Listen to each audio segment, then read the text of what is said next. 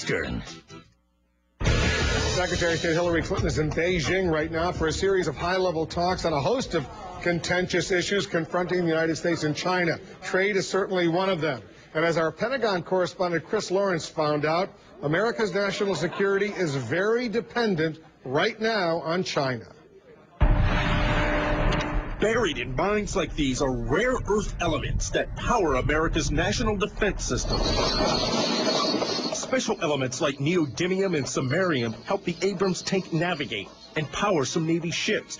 They make up night vision goggles and radar systems. But let's assume you're not in the market for tanks or lasers. What about cameras, computer hard drives, that iPhone you can't live without? They all use rare earth elements. Same with the electric batteries and motors in those hybrid cars like the Prius. But none of it runs without China, which controls 97% of the world's supply. That's tremendous leverage over the United States. This is not the position that we want to be in. Especially now that China is drastically cutting how much it exports. One U.S. government report found element shortages have already delayed some weapons production. That's why Congressman Mike Coffman introduced legislation directing the Pentagon to come up with an alternative supply. And so the fact that we're relying upon a country that is not an ally to the United States puts us in a very vulnerable position. But one of the biggest mines outside China is right in Southern California. So how much rare earth does the United States have? We have about anywhere from between 10 and 15% of the entire globe's supply. Jim Sims works for Molycorp, which bought the American mine after it shut down 12 years ago. Back in the 1990s, China flooded the marketplace with product, drove down prices to the point where pretty much put all of its competitors out of business.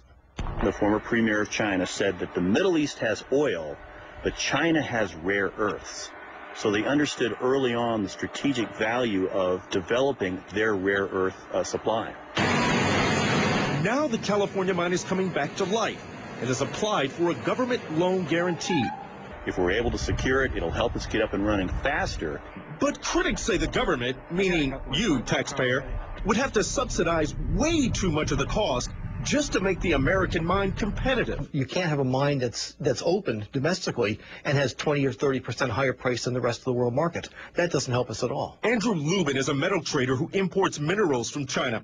He says, yeah, China's cut back on exports because they're using more of their own elements. Lubin says American mine owners are using the threat of a Chinese boogeyman to pressure the U.S. government into removing environmental restrictions. People are using national security as a reason to scare some of the pollution problems away. Others say, well, the U.S. should, at the very least, come up with some sort of strategic reserve. Now, right now, the Pentagon is trying to figure out how this shortage of rare earth elements could impact national security. And when that report comes out later this year, we may have a much better idea of just how big this problem is. This is a sensitive and very important issue. I'm glad you're all over it. Thanks, Chris. Thanks very much. A new take on the controversy.